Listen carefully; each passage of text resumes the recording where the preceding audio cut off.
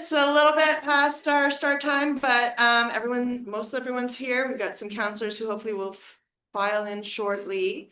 But this is the hearing for Attorney Tom Townsend. I'm going to read your nomination letter from the governor for the record.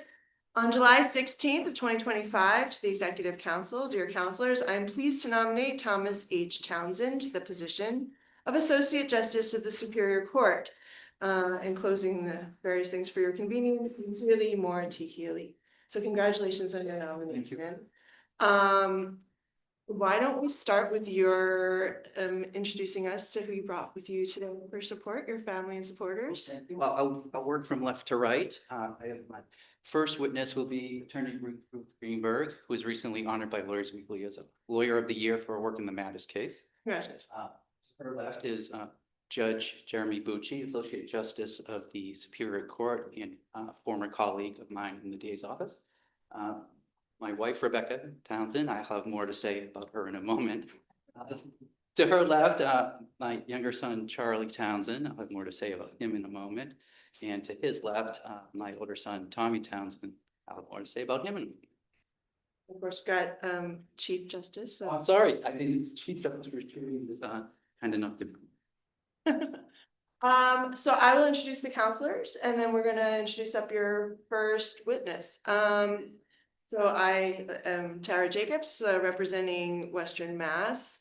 I'm going to go around this way. Representing District 3 is our counselor, Mara Dolan. We've got the Honorable Counselor Christopher Ianella. Wonderful, thank you. Counselor Eunice Ziegler. Counselor Terry Kennedy. Morning, Counselor. And Counselor DePaulo, and I'm hopeful that Counselors Civil and Ferraro will join us shortly. Let us call up your first witness, the Attorney Ruth Greenberg, please join us. Sit, stand, stand, you most comfortable. Stand as good as you're good. Ruth Greenberg, Attorney Ruth Greenberg. It'll be my 40th school reunion this year. I have been, I was started out a trial lawyer and then became, a post-conviction lawyer. There isn't a judge in Massachusetts I don't know, and Mr. Townsend's going to be one of the best. I so hope. I'm so delighted. The intelligence, the education, the scholarship, the personal integrity, the social skills, the judicial temperament, and above all, the personal courage which the job requires. So I know Mr. Townsend originally because I had clients who were children convicted of murder. These are very delicate situations. All the families of the victims, the families of the defendant themselves were children. Brother Townsend, so compassionate, so helpful, so clear on what was right, so clear on what was wrong. We had occasion in this to stand in the Superior Court with the victim family, the defendant family, the neighbors, the friends, black, brown, and white in what could have potentially been a very difficult situation, and representing the office of the district attorney.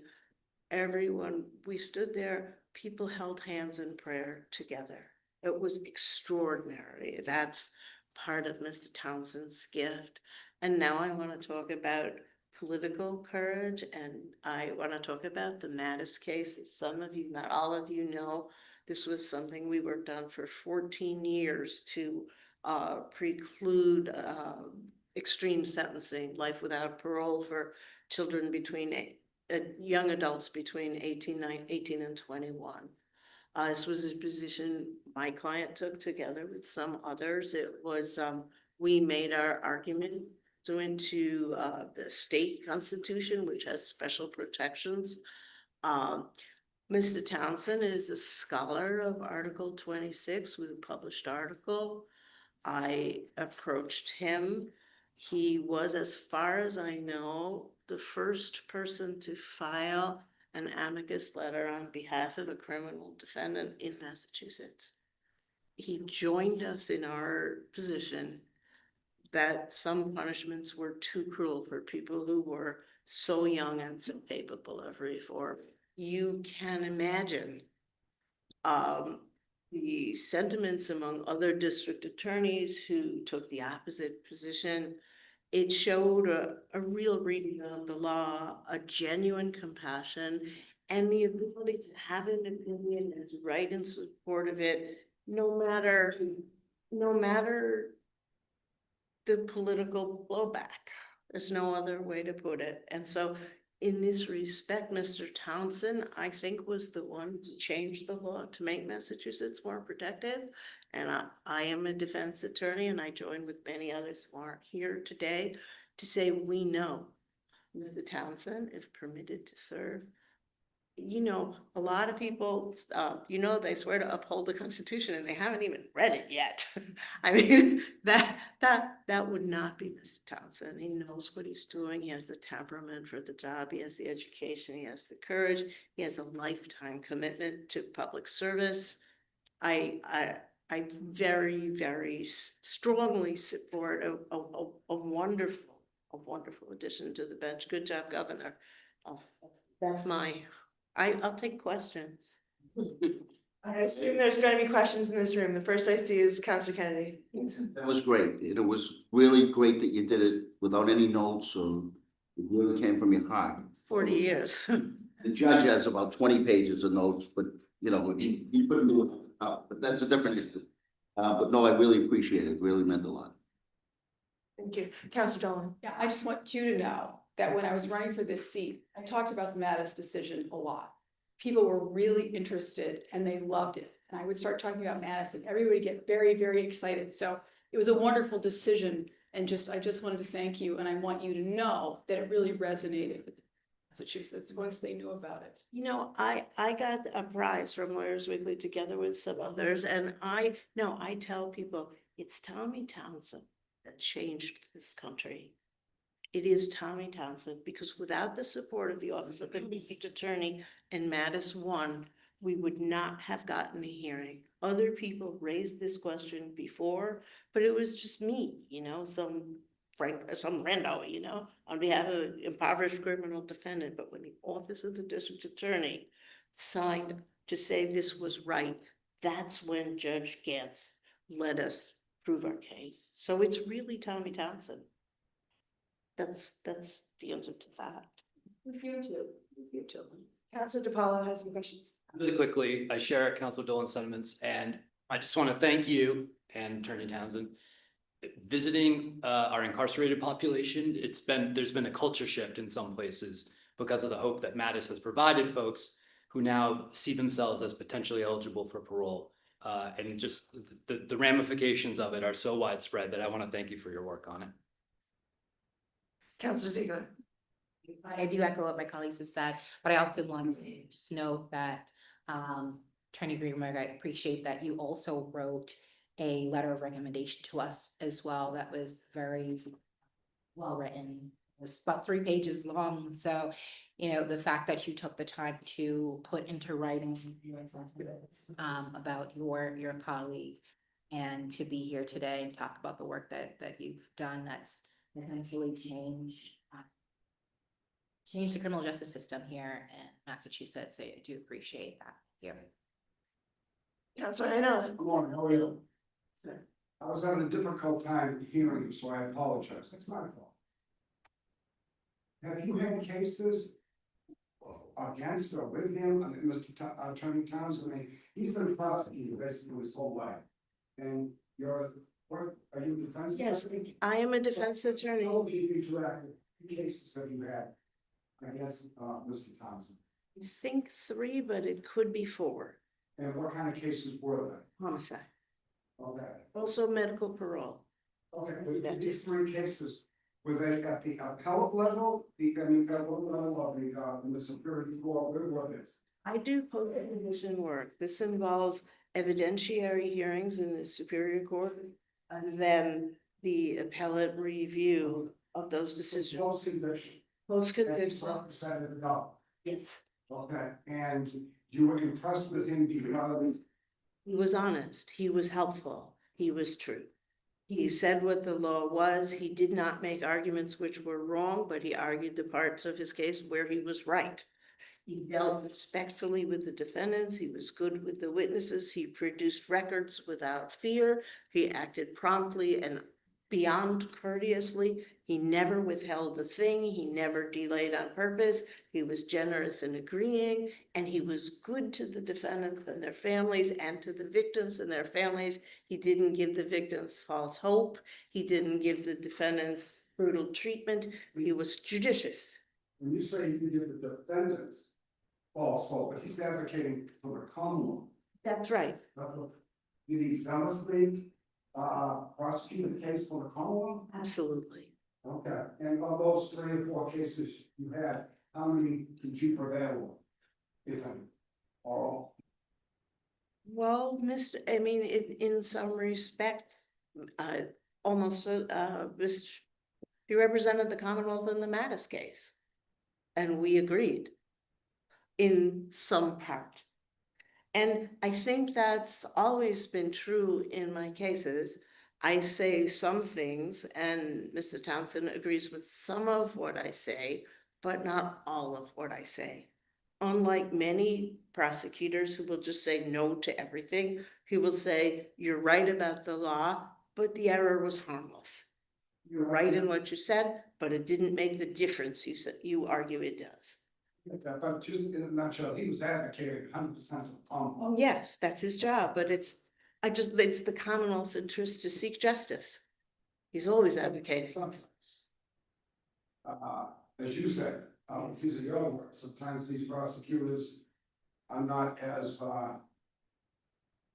maybe as fair as Mr. Townsend. So Mr. Townsend prosecutes right. If every prosecutor were like him, if every judge were like him, it would be a better world. I've always said, since I've been on the council, once a prosecutor, always a prosecutor. What kind of judge do you think he will be? Will he give? I get where you're coming from. He's gonna give defendants a fair share. Yes, absolutely. If he is he was as a prosecutor, he was as a judge. That is, he did the right thing. He read the law, he listened to the witnesses, he chose carefully. He'll be great. Thank you very much for your testimony. Appreciate it. Thank you. Are there any other questions from the room? No? Thank you so much. I personally want to add to some of the other comments made by council that it's really an honor to have you here and speaking before us when the Mattis case has been just such an impactful improvement on justice in our Commonwealth. So Very nice to hear. Yeah, I have to apologize though. I have to go to work. Thank you for being here. Thank you for taking the time. Thank you. You got the good one. With that, I'll call up the next witness on behalf of our nominee, the Honorable Jeremy Bucci, Morning. judge from Western Mass. I am going to use my notes. I apologize to the Honorable Counselor Kennedy. As you've We go heard, back about 20 years, so. I want to first take an opportunity to thank this council for the faith that you put in me a little over 2.5 years ago, and the support that I had here.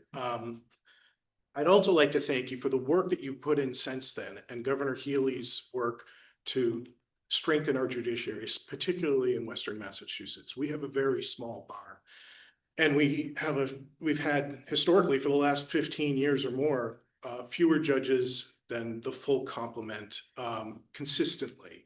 So the workload has been overwhelming, and the work that you have done recently is very much appreciated. I'm thrilled to be here today on behalf of Attorney Tom Townsend's nomination to the Superior Court. You already know from having looked at his application that he is beyond qualified for this position. But I also believe that he'll make an excellent judge and colleague. I got to know Attorney Townsend when we worked together beginning roughly 11 years ago. In 2011, we worked together for about 11 years until 2022 at the Northwestern District Attorney's Office. I of course recall most Attorney Townsend approachability, and his encyclopedic knowledge of the law. That approachability and that knowledge of the law frequently resulted in lines forming at his office on a daily basis of colleagues seeking his counsel on any number of obscure legal matters that were facing our attorneys. And in the rare instance where he couldn't cite a case off the top of his head, within about 30 minutes, you'd have 4 or 5 citations right on point, no matter how obscure the legal topic was. And more importantly, in those exciting moments as a lawyer where you are venturing into uncharted waters, where there's no previous appellate court that's ruled on something, Attorney Townsend was known for his prescient knowledge of or predictability of where the appeals court would go on any particular topic. Now, that seemed mystical to some of us as we started to work with him because we didn't understand how he could do that so well. But I've come to understand that that is grounded in his vast understanding of the law. He understands all of the decisions and why the next step in the progression of that particular aspect of law would go in that direction. And he's generally, as far as I can recall, always been right. He enjoys an excellent reputation among the judges and the court staff. I think it would be hard pressed to find anyone who's ever had a negative experience with Attorney Townsend ever. He has never been dismissive of alternative viewpoints.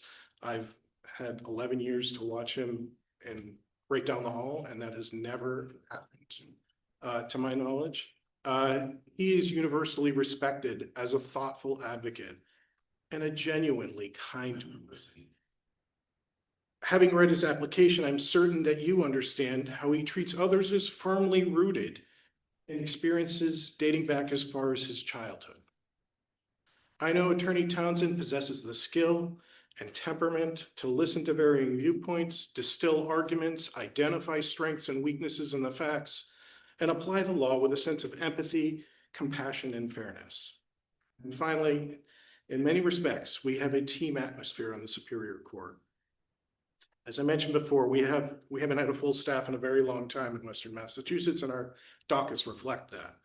We need to rely on one another as judges to tackle the most complicated and difficult issues facing our communities at times. And we are required to do this with courage and with the taking on our fair share of the workload and responsibility in that job. You have a candidate in Attorney Townsend who is highly qualified and unafraid to work. He is someone who all of his colleagues on the Superior Court will love working with. He will undoubtedly approach this job as he has approached jobs in the past with empathy and an unfailing commitment to the Constitution and due process for every single party that comes before the court. If confirmed, I believe Attorney Townsend will be a tremendous asset to the Superior Court for years to come. I thank you for the opportunity to speak. I'm sorry I used my notes. That's what the counselor said. Trial too, I told her. Thanks. Thank you for that testimony. Does anyone have any questions for this witness? All right, so thank you so much. Thank you all. Before I turn it over to the nominee, is there anyone here who is in opposition of this nominee? Seeing none, I'll turn it over to you for your personal statement. Thank you, Counselor. Thank you to Governor Healy and Lieutenant Governor Driscoll for this nomination. Thank you to Jesse Boodoo, Derek Kesselheim, Kimberly Baptiste, and the rest of the governor's staff for their guidance and support throughout this process. Thank you to Sonia Altamirano for making this hearing possible.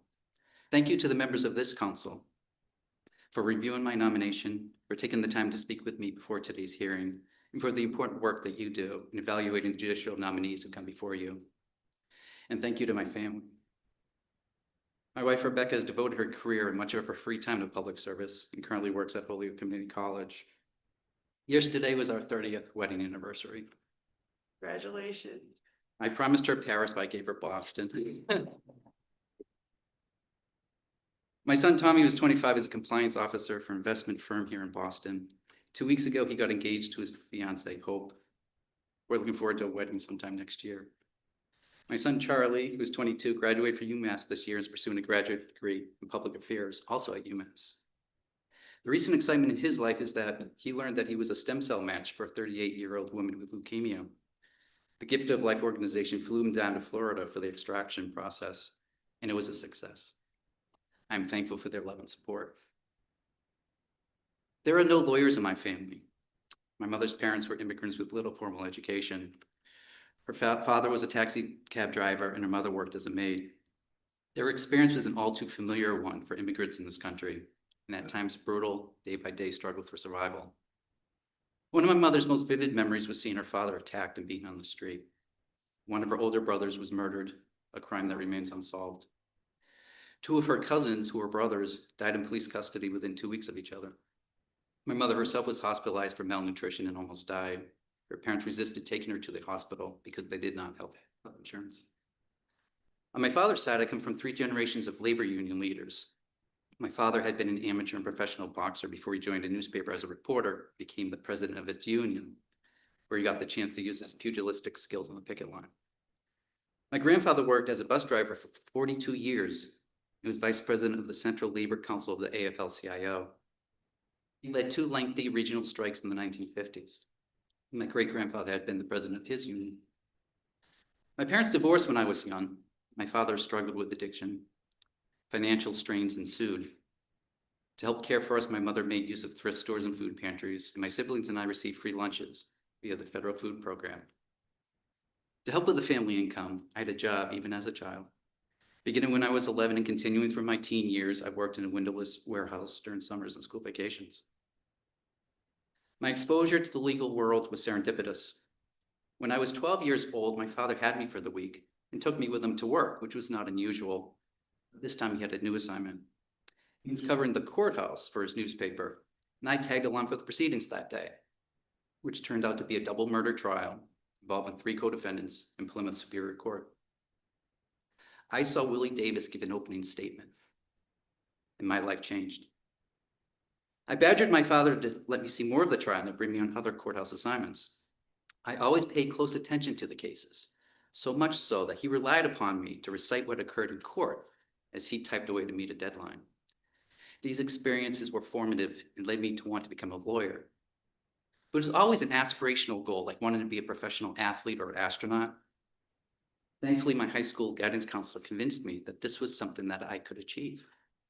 Due to my family's financial situation, a Pell Grant allowed me to attend Amherst, and student loans permitted me to go to law school at Indiana University. My dedication to public service began in law school.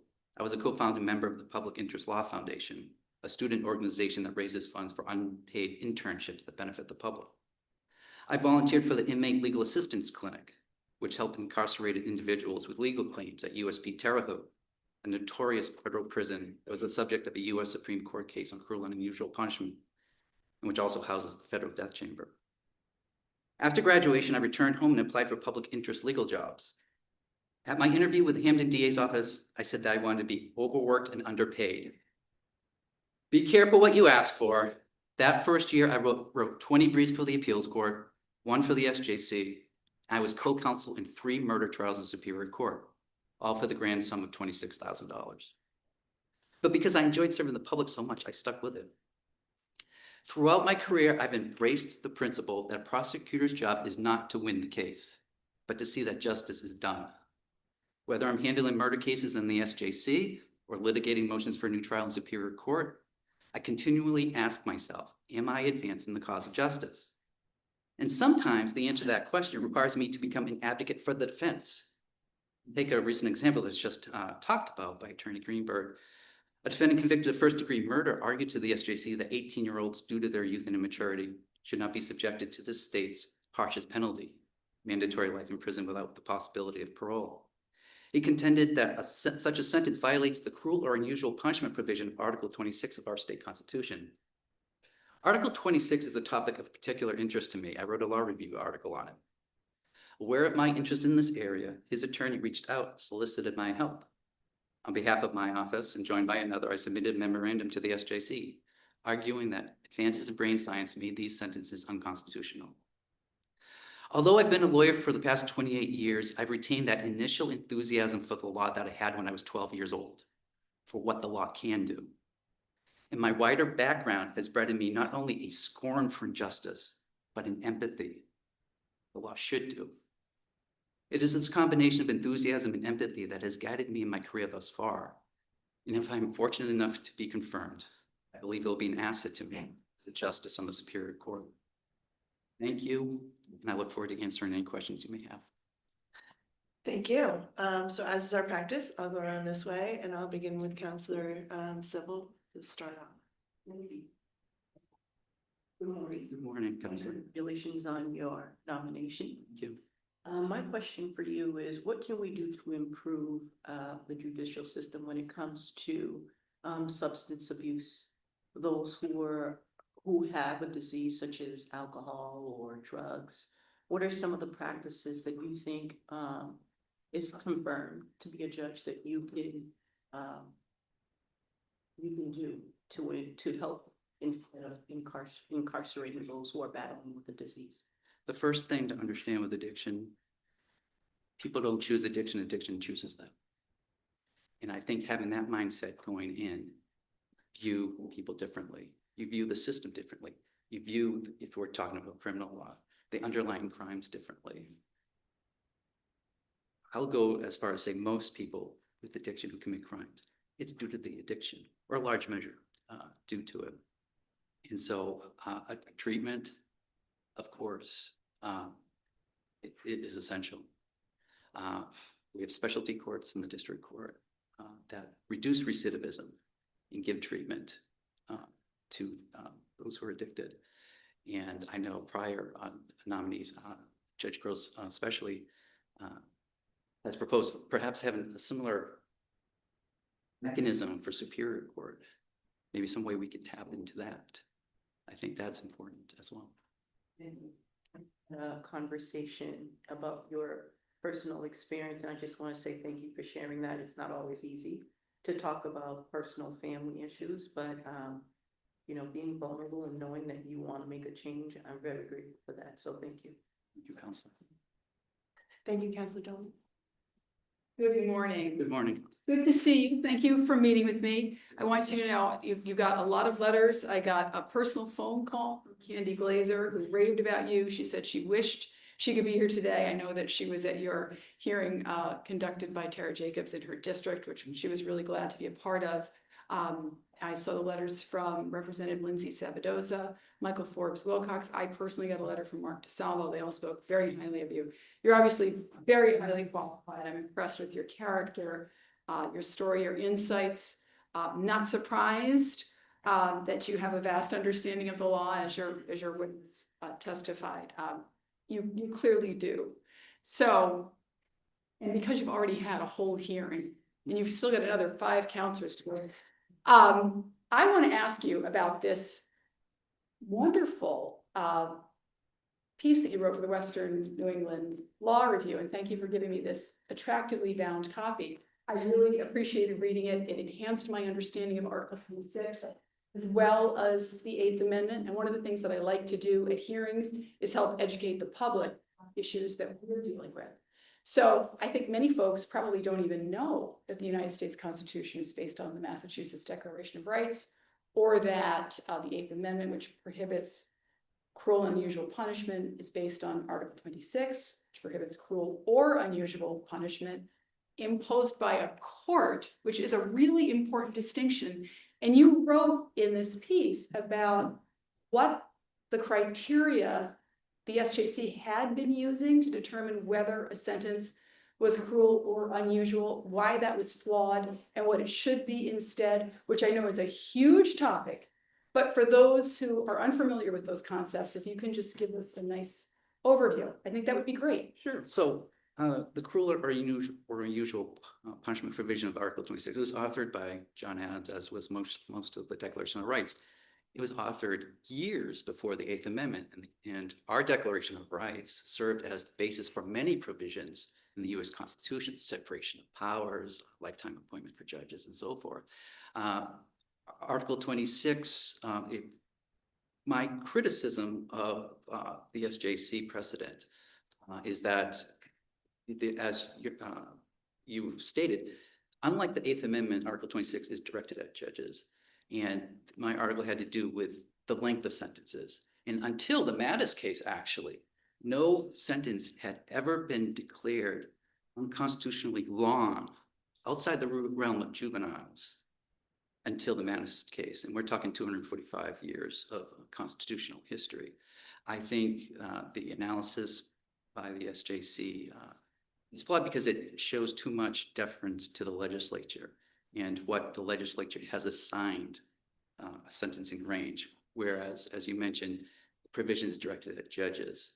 And to determine whether something is unconstitutionally unusual or cruel, it requires looking at other sentences handed down by judges in similar circumstances. That is not done under the current mechanism of review. Thank you. And I think it's particularly important that we look at what constitutes cruelty in light of a rise of cruel actions by the federal government, which are not imposed as part of a sentence, but are nonetheless cruel and should be prohibited. So I appreciate your work on all of that. As I said, you've been through a lot. You've got another 5 counselors to go through, so I have no further questions. Thank you so much. Thank you. We are joined by Counselor Ferrara. Do you want to jump in or you want to wait? Oh, I can wait. Okay. So then I'll move it along to Counselor Idol. To see you, Counselor. We have a lot of letters on your behalf. I've been here a few years, I'm not sure if Steve as many as this. And there's a theme, at least the way I look at it, to these letters. You have great demeanor, you treat everyone with dignity and respect. You're a good listener. I wrote another one down here.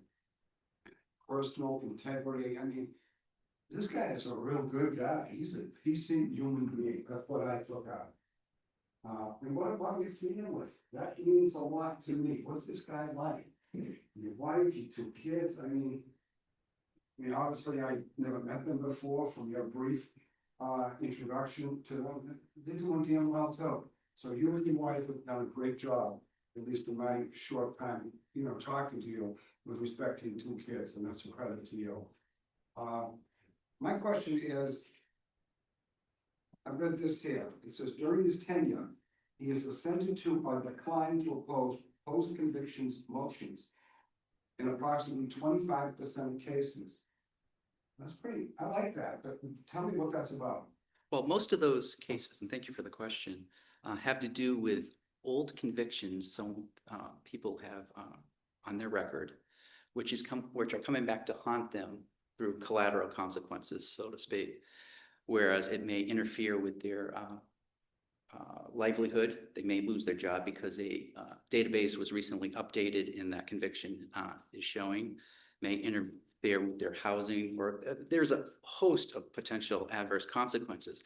And if I get a motion for a new trial and it's 10, 20, 30, sometimes 40 years old, and that individual has little or no record since then, and it's interfering, it's causing hardship in their life, I see that as a present injustice. It may not have been an injustice at the time of the conviction, but it's creating an injustice now. And the local defense bar knows they can approach me either through a motion or just picking up the phone. And I will review the circumstances. And if I'm in agreement and the district attorney agrees, we'll go together in front of the judge and seek to undo that conviction. And that way, a burden is lifted and they can continue with their lives. Okay, what does that mean? You'll undo the conviction? We will go in front of In the, simple terms, what does that mean? That person who was found guilty may or may not have gone to jail. You're gonna undo it.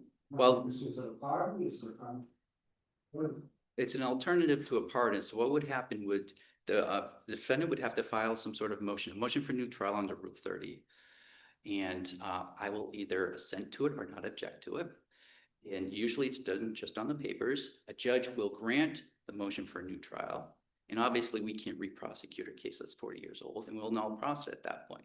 That way the conviction has been undone and dismissed, and the person can continue with his or her life without that interfering with their livelihood or their housing, whatever the hardship was presented to them. Understand that, but I understand, I'm familiar with pardons and commutations, obviously you don't have that authority. But what I'm saying is, you undo the conviction, so. Maybe I'm not hearing this right, somebody was convicted of a crime, Mhm. whatever that crime means. More likely than not, they were sentenced to a term of years in prison. And I'm getting from you, you're being really compassionate and said, well, they've been in jail maybe 20, 30, 40 years. They're living a nice life now, they haven't got any trouble. We undo the conviction. But for the victims in that case, I'm thinking of that. Again, I would have no problem if these people, petitioned the advisory board of pardons and wanted a pardon or a commutation.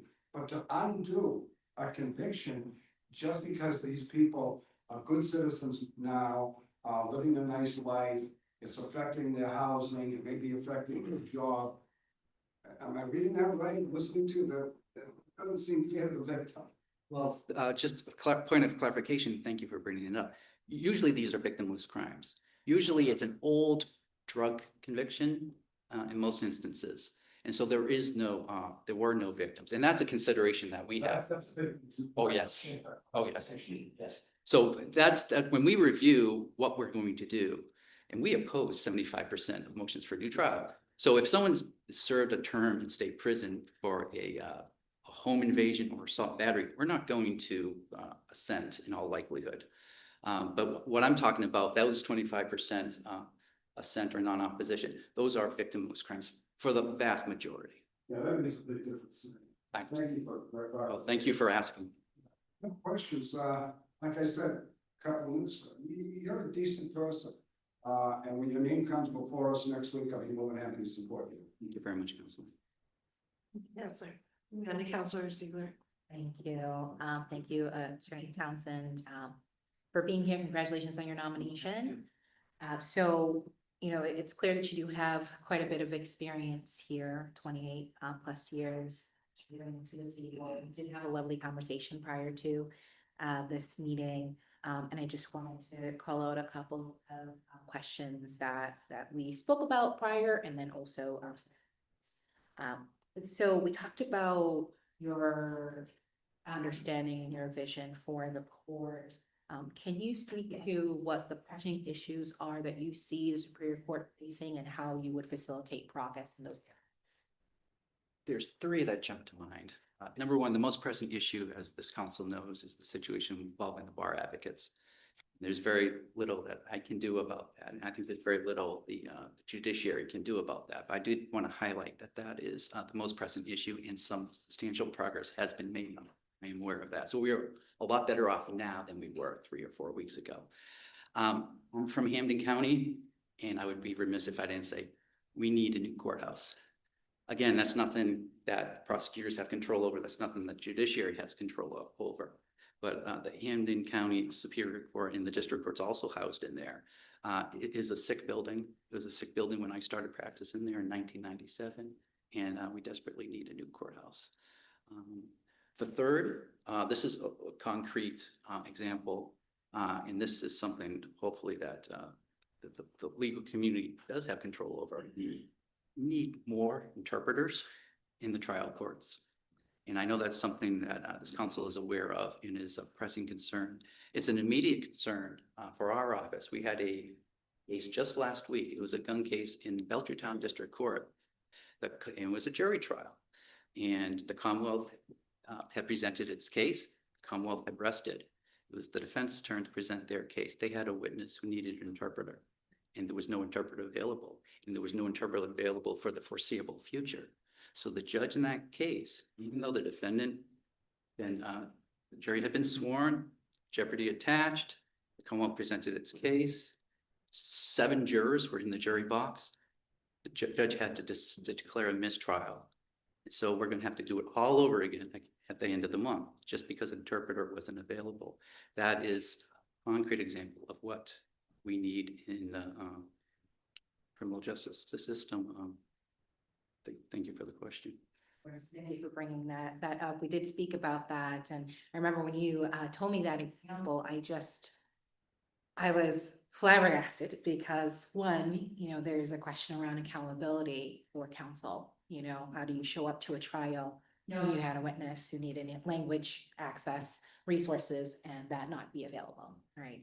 And then two, the trauma of that whole ordeal on everyone who's involved. And so, that brings up, questions around, for you, if you're confirmed, you would be, on the bench, right? You'd be steering the ship, if you will. How would you seek to impact accountability within your courtroom? And how would you work to ensure that issues of access are addressed in pretrial conference or just in prior communications with counsel? Right, you are correct. At the pretrial conference, issues having to do with whether a translator or interpreter is needed should be addressed then. I think it's good practice, and it's not something I thought of before, and I'm sure that the trial judge in that case will adopt that practice now. Before the jury is sworn, or even before jury selection, check with the various counsel. Are we going to need interpreter services? And get that clarified before we go through the process of impaneling the jury, opening statements, receiving testimony, and toward the end of the trial, not knowing that there's going to be a problem. So I think a check-in, obviously, at the pretrial conference, further check-in before case begins. And it need not only be for interpreter services, but anything that could foreseeably arise, and you don't want to have to deal with it during the trial if it can be hammered out before trial. For sure, and I presume language access will be something that, as a judge in Massachusetts, that you would encounter if you're additionally, we're seeing, across this country, a criminalization of homelessness. Right. And so some of the cases that you would see may include housing insecurity, may include bouts of homelessness within them, and there would be very complex. How would you approach cases that are clear to you homelessness is a factor or housing insecurity is a factor? Well, I think it requires certain sensitivity. I think it requires a certain universal assumption of, various trauma or difficulties someone may have, and to be able to recognize it when you see it. It may not be, someone may have trouble keeping appointments. That could be evidence that maybe they're housing insecure. Maybe they have childhood trauma. There could be any number of reasons, and just be sensitive to that. For homelessness in particular, and for indigency concerns generally, I would take a nod from where our courts are heading. Massachusetts and the federal system are going in different directions. The Supreme Court had a case last year, which basically upheld the criminalization of homelessness. Our courts, thankfully, are going in the opposite direction. Whether it's whether it's restitution, whether it's bail. Our courts are recognizing that indigency is a concern, and it should not be a handicap. It should not prevent access to justice. Thank you. I appreciate that. Those were the questions that I had for you. I did want to make another special note, the fact that you had one of your witnesses be a defense attorney who you've gone up against, give such a glowing recommendation for you, I think does speak to your character. And for us, it's important for us to assess the type of person who is for us as a candidate for judgeship, especially superior court. And with the mountain of letters of recommendation that we received on your behalf and the witnesses that came and spoke to your character, I was very moved by what I heard. So I want to thank you for that. Thank you, Counselor. Counselor Kennedy. That mistrial, did the defendant object to that? I talked to the prosecutor. She did not mention that the defendant objected. I would think even if the defendant did object, there was a manifest necessity to. I'm not so sure it would be, that's why I was getting at. Because it seems to me there could be some other remedies, even what you said, it might be a while, but maybe you had to wait. And that issue could percolate in a couple weeks. Sounds to me like that might end up at the SJC someday, that case. Very well What could. was the charge? It was a gun charge, Judge? possession. You mentioned the bar advocates out there, I believe. What's going on out there with bar advocates? Well, I know most of it has been centered in Eastern Mass. So most of the bar advocate issue has been centered in Eastern Mass, but we are seeing it in Western Mass. We are currently a party in the single justice session of the SJC on a juvenile case.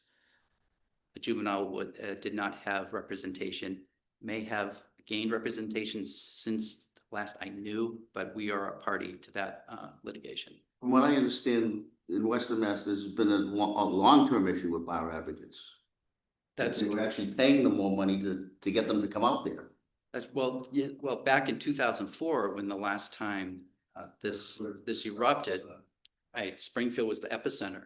And the La Valley Protocol, which the judges are following now, arose out of that litigation. And I was in Springfield at that time. But even pay, way to pay aside, hasn't it just been a shortage out there for? Not in not so much in our district. Our district covers Hampshire County, Franklin County, part of Worcester County. And other than this, in the juvenile court in Franklin County recently, I do not believe there's been a shortage for us. Curious about that. I gotta tell you, when your name came up, the folks behind the Legal Counsel, Deputy Legal Counsel were really excited about it. They were, you gotta see this guy that we got here, he's incredible. And I agree with Counselor Ianella, that the incredible amount of recommendations that have come in. The witness talked about the small bar out in that area, and every single one of them over here. It seems that way anyway. So, you know, we had a long conversation on the phone, quite a long one, and I'm happy to support your nomination. Thank you very much. Thank you, Counselor DeBella. Thank you, Counselor.